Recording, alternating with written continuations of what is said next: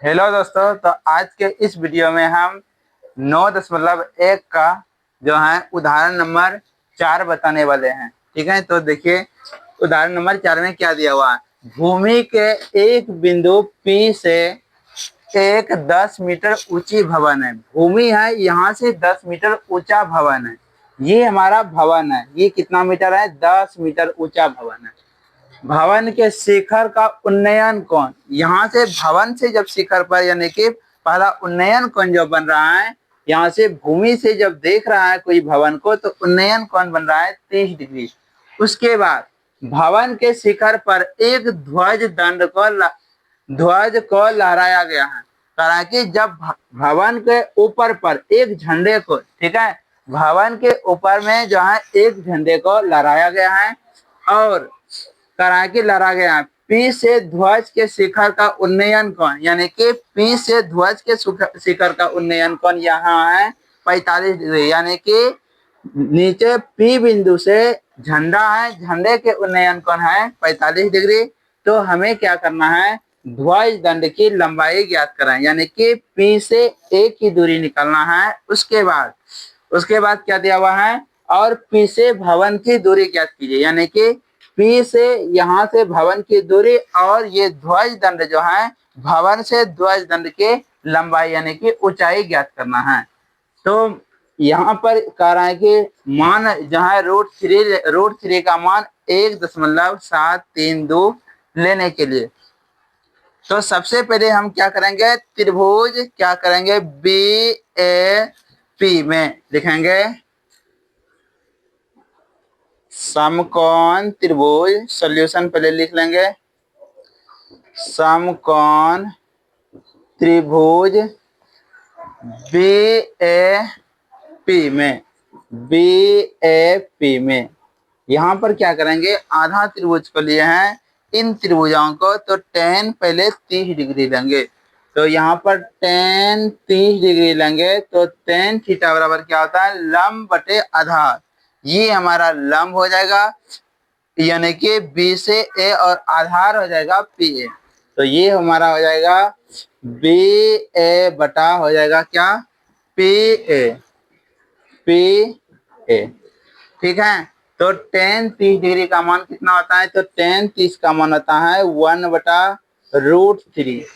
B ए का मान दिया हुआ है 10 मीटर। तो ये हमारा हो जाएगा 10 बटे पी से ए की दूरी नहीं दिया हुआ है, हमें निकालना है। तो पी ए हमारा हो गया, यहाँ पी ए का पी ए। अब जो है क्रॉस मल्टीप्लिकेशन करेंगे तो ये हमारा पी से ए की दूरी जो निकल जाएगा हमारा 10 रूट क्या हो जाएगा? इसको कोना कोने गुना करेंगे तो 10√3। यानी कि जो पूछ रहा था, क्या पूछ रहा है? ध्वज दंड की लंबाई और पी से भवन की दूरी। ये पी से एक की दूरी निकालना था, जो हमारा निकल गया भवन की दूरी 10√3। लेकिन यहाँ पर कह रहा है कि √3 का मान रखने के लिए, तो √3 का मान रखेंगे, लिखेंगे भवन की दूरी बराबर पी ए बराबर 10 गुना √3 का मान दिया हुआ है 1.732। यदि 10 से इसको गुना करेंगे तो ये हमारा हो जाएगा 17.32 मीटर। ये क्या निकल गया? भवन पी से भवन की दूरी निकला। अब क्या करेंगे? हमें ये जो झंडा लहराया गया है भवन पर, इनका मान निकालना है। तो इनका मान निकालने के लिए हम अब कौन सा त्रिभुज लेंगे? समकोण त्रिभुज DAP में। अब लिखेंगे अब समकोण त्रिभुज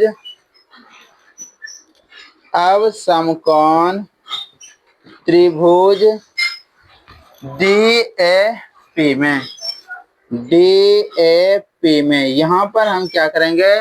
tan क्या लेंगे? 45। यहाँ पर tan पूरा है 45, तो लेंगे tan 45 डिग्री।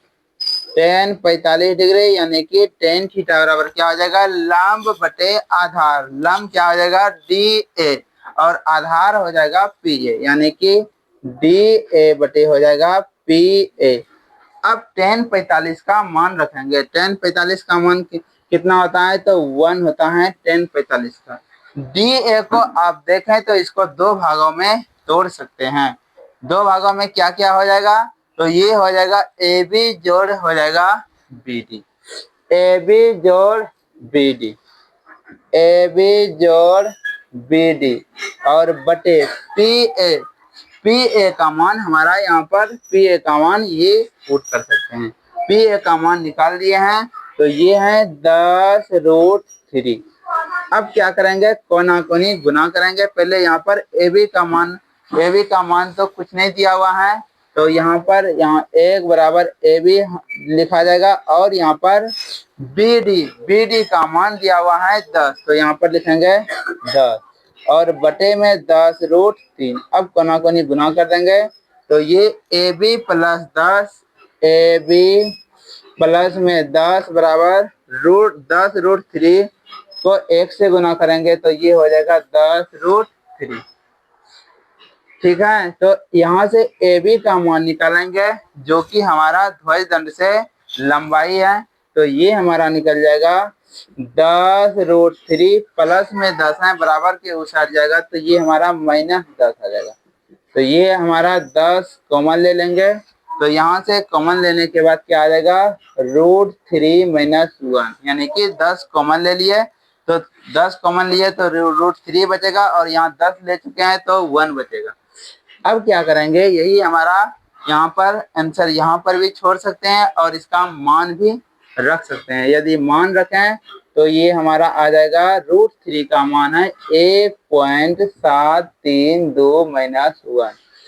यहाँ से 1.732 में घटाएंगे तो ये आएगा हमारा, क्या आ जाएगा, 10 गुना पॉइंट आ जाएगा 0.732। यदि इनको गुना करेंगे तो ये हमारा आता है 7.32। ये क्या निकल गया, ध्वज दंड की लंबाई निकल गया। तो हमारा ये पी से एक ही भवन की दूरी हमारा पहला आंसर यहाँ हो गया और ध्वज दंड की लंबाई निकल गया 7.32, दूसरा हमारा आंसर आ गया।